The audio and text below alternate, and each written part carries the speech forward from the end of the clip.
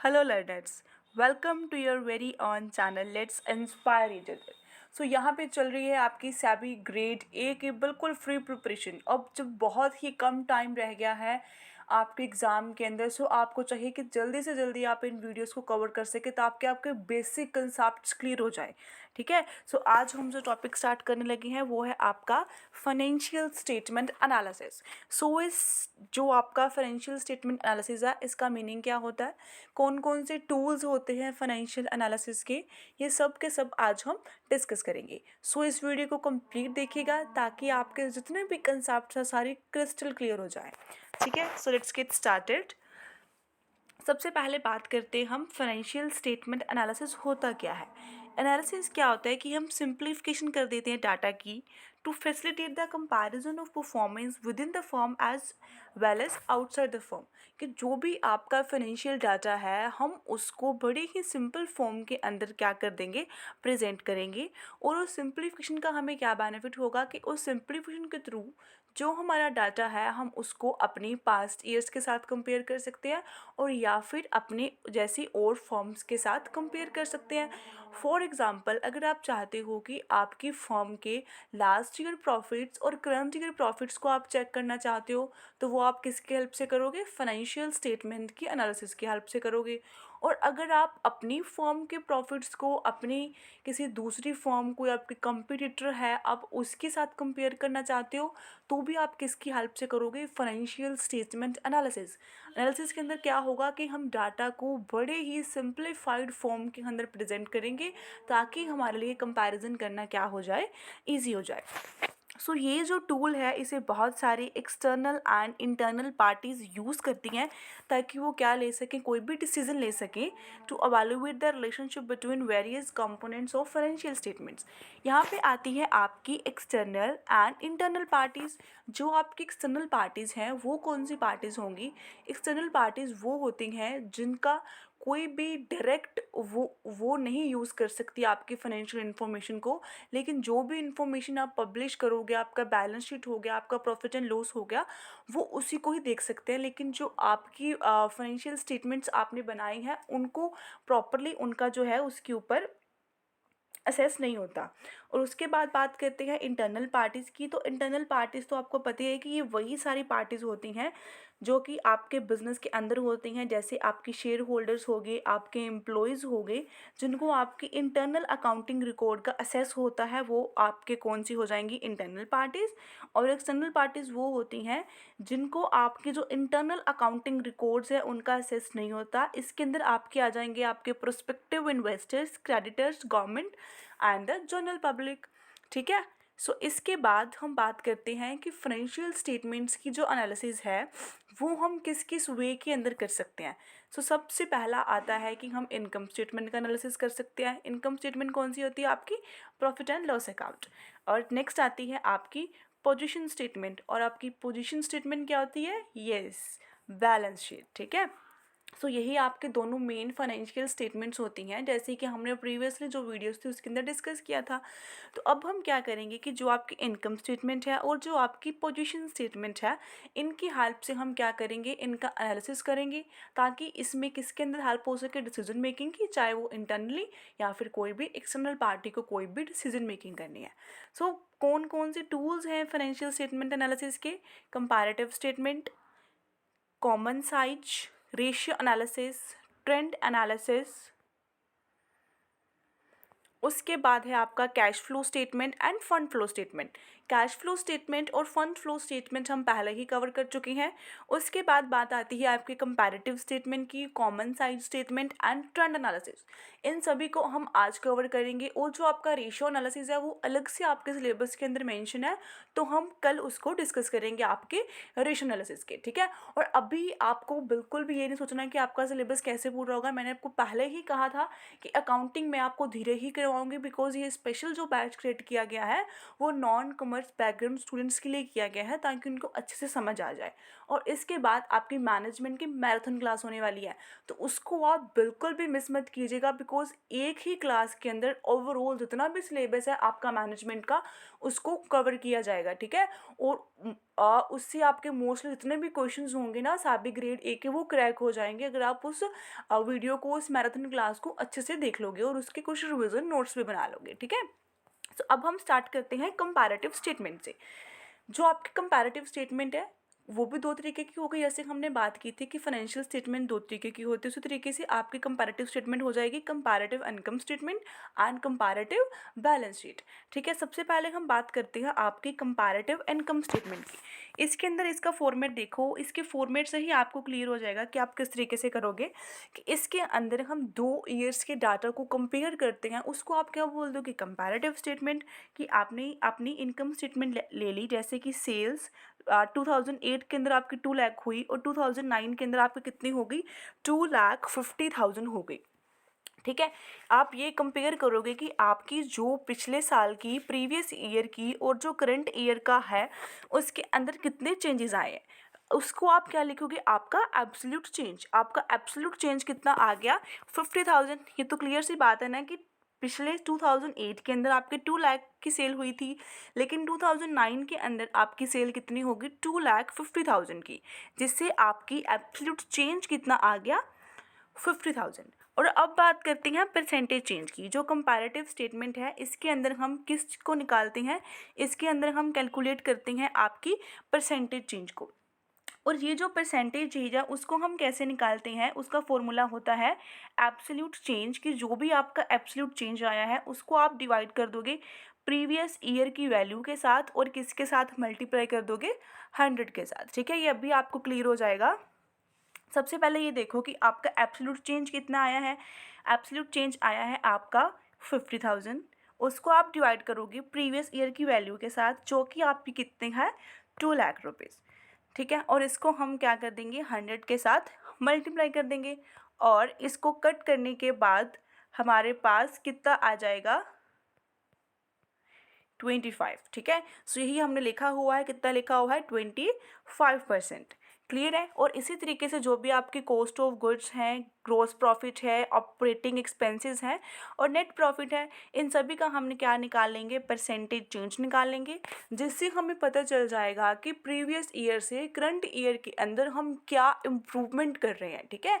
सबसे पहले हम क्या बना लेंगे, कंपैरेटिव स्टेटमेंट बनाएंगे। जो हम ये फॉर्मेट बनाएंगे उसको हम बोलेंगे कि हमने क्या किया, फाइनेंशियल स्टेटमेंट का एनालिसिस किया। एनालिसिस करने के बाद हम क्या करते हैं, इंटरप्रिटेशन करते हैं। इंटरप्रिटेशन का मतलब क्या होता है कि जो हमने एनालिसिस किया उससे हम रिजल्ट्स को नोट डाउन करते हैं कि हमारे पास क्या क्या रिजल्ट्स आए हैं। जैसे कि हम देख सकते हैं कि जो हमारे नेट प्रॉफिट है उसमें हमारा क्या हुआ, 28%, 28.5% वो क्या हो रहे हैं, इंक्रीज़ हो रहे हैं। तो हम देखेंगे कि किस तरीके से इस साल जो हमारे प्रॉफिट्स हैं वो इंक्रीज़ हो गए।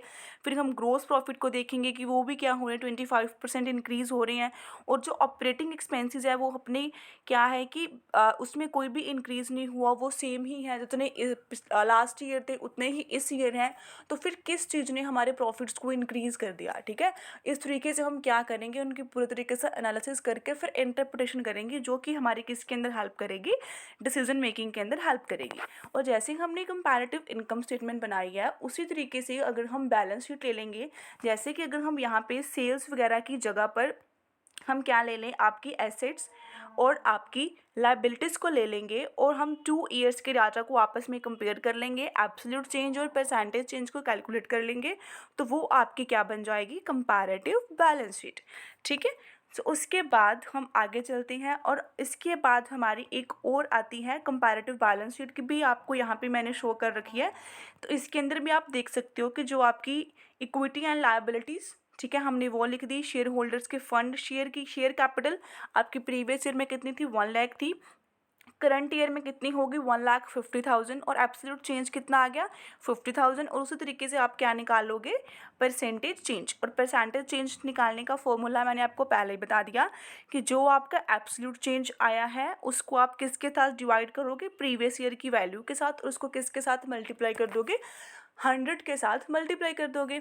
ठीक है, आई होप ये आपको कंपैरेटिव स्टेटमेंट्स क्लियर होगी, कंपैरेटिव बैलेंस शीट भी और साथ साथ आपकी कंपैरेटिव इनकम स्टेटमेंट। अब हम बात करते हैं आपकी कॉमन साइज बैलेंस शीट की। ठीक है, जो आपकी कंपैरेटिव थी उसके अंदर तो हम क्या कर रहे थे कि अपने ही फॉर्म के 2 ईयर्स को कंपेयर कर रहे थे, लेकिन जो आपकी कॉमन साइज बैलेंस शीट होगी इसके अंदर हम क्या करेंगे कि 2 डिफरेंट फर्म्स को कंपेयर करेंगे।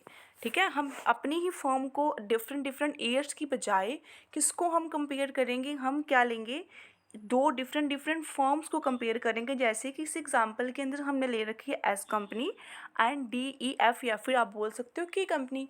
सो हम लेके चलते हैं कि हम एस कंपनी और के कंपनी दोनों कंपनीज के क्या कर रहे हैं, आपस में कंपैरिजन कर रहे हैं, तो उसको आप क्या बोलोगे, common size balance sheet.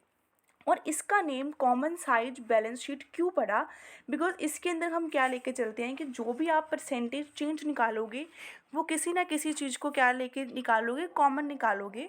For example अगर आप बनाओगे कॉमन साइज बैलेंस शीट, तो उस केस के अंदर आपका जो भी एसेट्स और लाइबिलिटीज़ का टोटल होगा उसको आप कॉमन लेके चलोगे।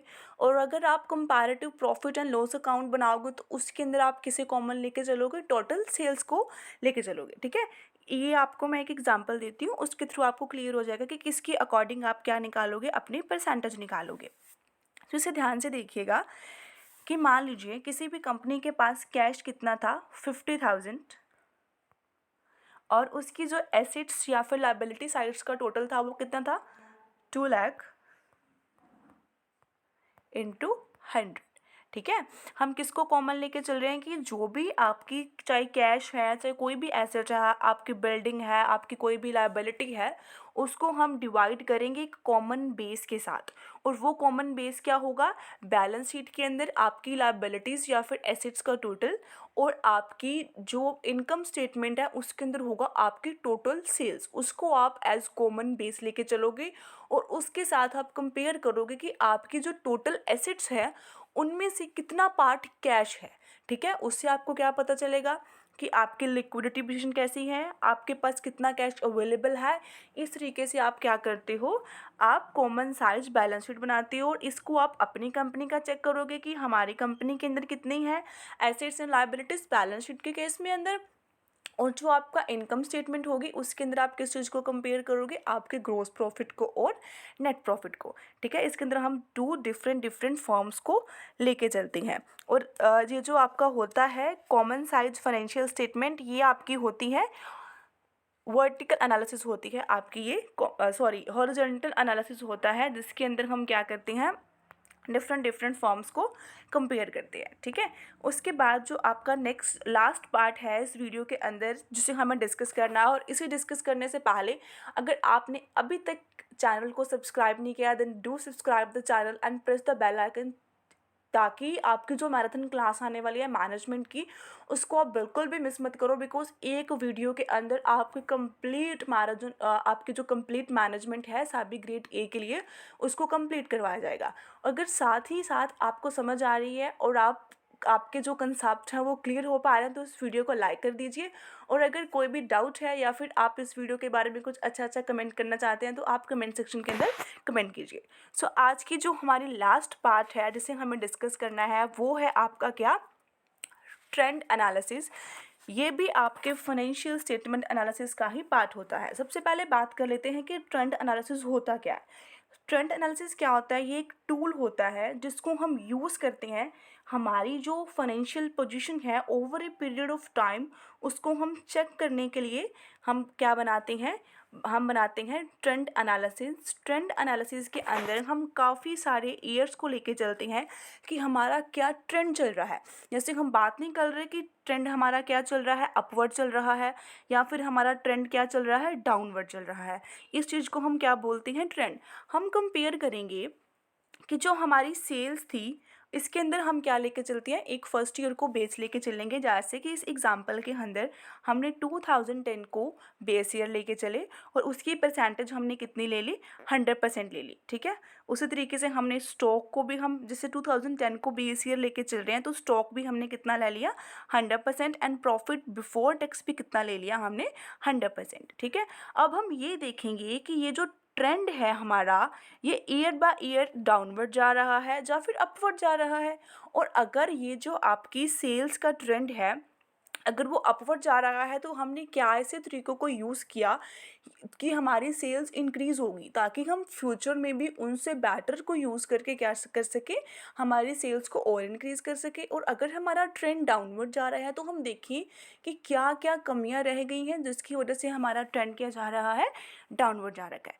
ठीक है, जैसे कि 2011 के अंदर हमने कंपेयर किया कि 2010 के अंदर आपके 1881 थी, फिर आपकी कितनी होगी 2340। इसके अंदर आप बेस किसको लेके चलोगे, आपके 1881 की सेल को बेस लेके चलोगे कि उसके कंपैरेटिवली आपकी सेल्स क्या होगी, 124.4% होगी। और 2012 के अंदर कितनी होगी, 141.1%। ठीक है, इसी तरीके से ये आपका क्या है, ट्रेंड एनालिसिस, जो कि आपको डिफरेंट डिफरेंट ट्रेंड्स के बारे में बताता है। और जो इसके अंदर आपका बेस ईयर होता है, उसकी परसेंटेज को हम क्या लेके चलते हैं, 100% लेके चलते हैं। तो जल्दी से क्विक समरी में आपको देती हूँ जो भी हमने आज डिस्कस किया है।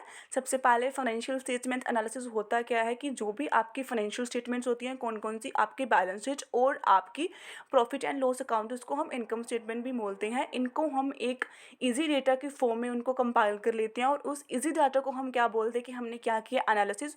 और उस ईजी डाटा के बेसिस के ऊपर हम क्या करते हैं, इंटरप्रिटेशन करते हैं और अपनी डिसीजन मेकिंग करते हैं। डिसीजन मेकिंग कौन करेगा, चाहे तो इंटरनल पार्टीज करेंगी या फिर कौन सी पार्टीज करेंगी, एक्सटर्नल पार्टीज करेंगी।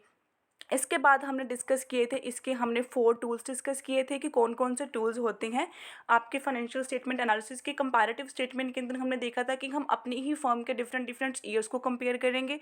और जो आपकी कॉमन साइज थी, उसके अंदर हमने क्या देखा था कि हम अलग अलग कंपनीज हमारी फर्म और दूसरी फर्म के साथ कंपैरिजन कर रहे थे। और जो आपका ट्रेंड एनालिसिस था, उसके अंदर हमने देखा कि हम अपनी ही फर्म का ट्रेंड चेक कर रहे थे कि कौन कौन से ईयर में हमारी सेल्स वगैरह कितनी थी।